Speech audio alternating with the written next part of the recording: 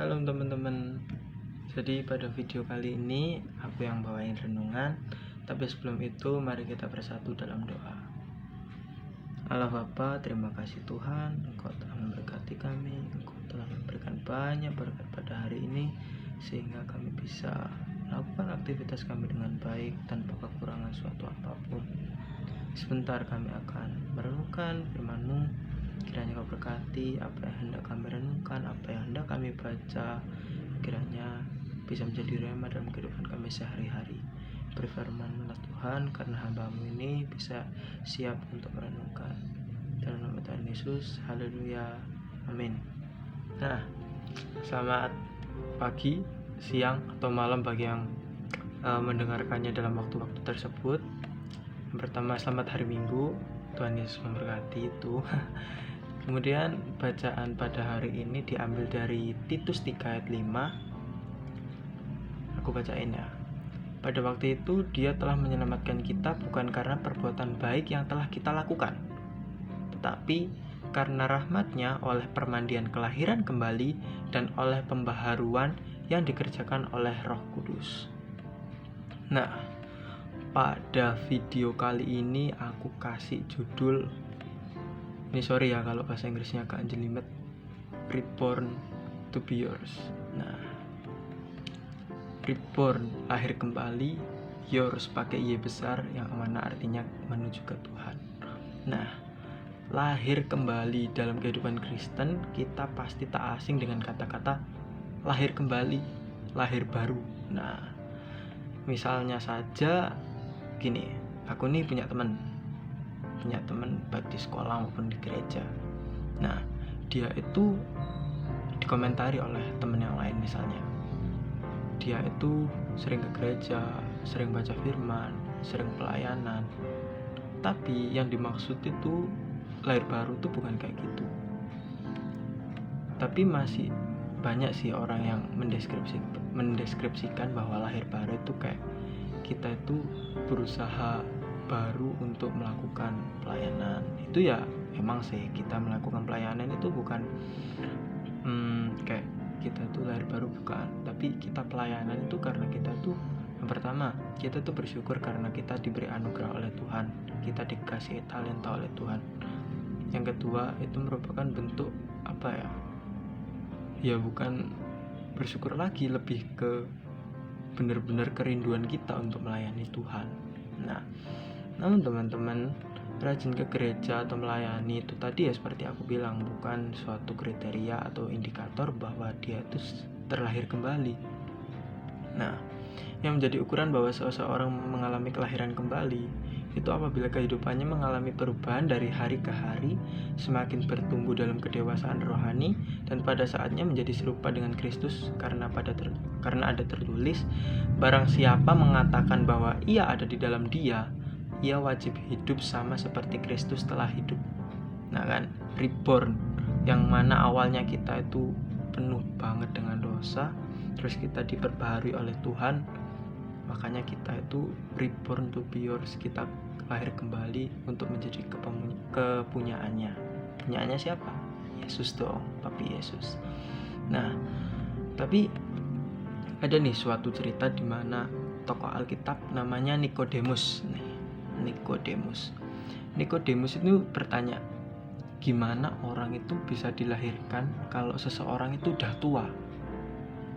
Nah, memang banyak orang itu yang kurang mengerti tentang arti lahir baru. Mereka itu hanya menafsirkan secara pikiran mereka, tidak secara iman mereka.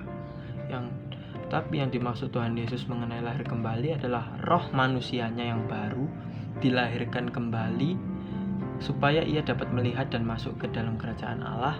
Karena apa yang dilahirkan dari daging adalah daging, dan apa yang dilahirkan oleh roh itu adalah roh. Itu ada di Yohanes 3 ayat 5-6. Jadi jelas bahwa keselamatan yang kita peroleh itu bukan berasal dari kayak perbuatan baik kita. Misalnya apa ya, kita itu berbuat baik supaya kita itu diajeni karo Tuhan. Lah buat apa?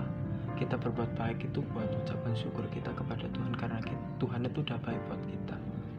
Itu yang pertama kita harus pahami sebagai konsep orang Kristen itu seperti itu. Nah, contohnya kalau dalam Alkitab nih, ketika penyaliban Tuhan Yesus kan ada dua penjahat di kanan dan kiri. Nah, di sebelah kiri dan kanannya itu kan dua penjahat yang sama-sama disalibkan. Tapi yang namanya penjahat kan pasti ada kesalahan. Sedangkan Yesus itu benar-benar manusia yang suci, tapi karena tugasnya di dunia untuk menggenapi firman Tuhan, dia rela mati demi kita. Nah, seorang penjahat itu ada kan, pasti teman-teman udah tahu ceritanya kalau penjahat yang satu menghina Tuhan, sedangkan penjahat yang satunya menegur yang menghina Tuhan. Nah, kurang lebih seperti itulah. Nah, penjahat yang istilahnya menegur si penghujat Tuhan itu bilang seperti ini, tidakkah kamu takut akan Allah? Kita semua itu udah dihukum mati. Hukuman kita berdua memang setimpal dengan perbuatan kita, karena dalam konteksnya mereka berdua adalah penjahat. Tetapi orang ini tidak bersalah. Lalu ia melanjutkan berkata, Yesus, ingatlah akan aku apabila engkau datang sebagai raja. Itu penjahat, kalau biasanya di sekolah minggu disebut sebagai penjahat yang baik. Nah, kata Yesus itu orangnya bukan orang ya, Tuhan Yesus itu benar-benar pribadi yang baik banget. Nah, Yesus menjawab demikian, aku berkata kepadamu, sesungguhnya hari ini juga engkau akan ada bersama-sama dengan aku di dalam Firdaus.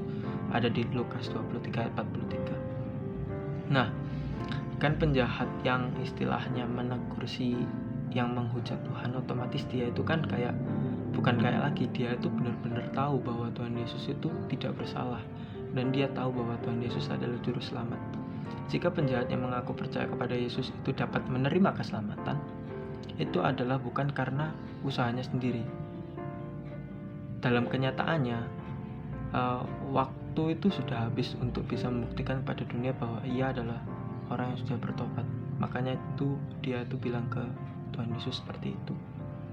Nah, tapi apa yang dilihat manusia bukanlah apa yang dilihat Tuhan.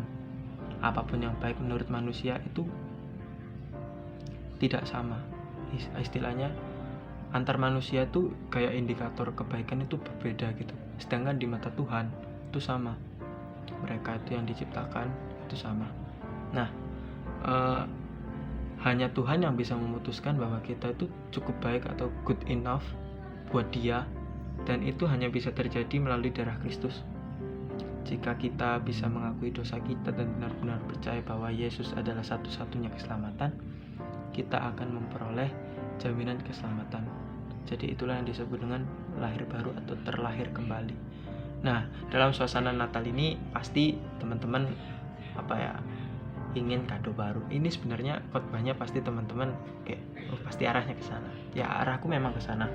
Kita sebagai umat Kristen dalam menyongsong Natal pasti pikirannya kado baru, makan-makan, sepatu baru, jaket baru. Nah, tapi Tuhan ingin bahwa diri kita tuh, pribadi kita itu juga selalu diperbaharui oleh apa? Oleh iman, sehingga kita bisa bertumbuh dewasa dengan iman, dan kita sama-sama akan datang ke surga bersama Yesus.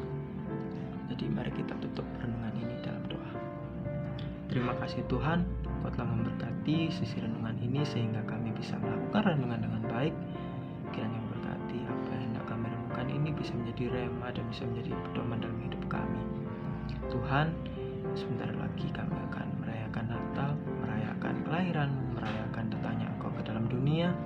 Kiranya memberkati kami sebagai anak-anak-Mu bisa terlahir kembali, terlahir baru, di mana pribadi kita selalu diperbarui oleh iman sehingga kita bisa dewasa oleh iman. Tuhan, kami usaha untuk melakukan renungan, kiranya Kau berkati apapun aktivitas yang hendak kami lakukan selanjutnya. Kiranya berkati apapun itu, apa yang hendak kami pikirkan, apa yang hendak kami lakukan, hanya seturut dan kehendak-Mu saja. Terima kasih ya Tuhan, dalam nama Tuhan Yesus, haleluya, amin. Nah, sekian teman-teman buat renungan hari ini. Selamat hari Minggu, Tuhan Yesus memberkati. Dadah.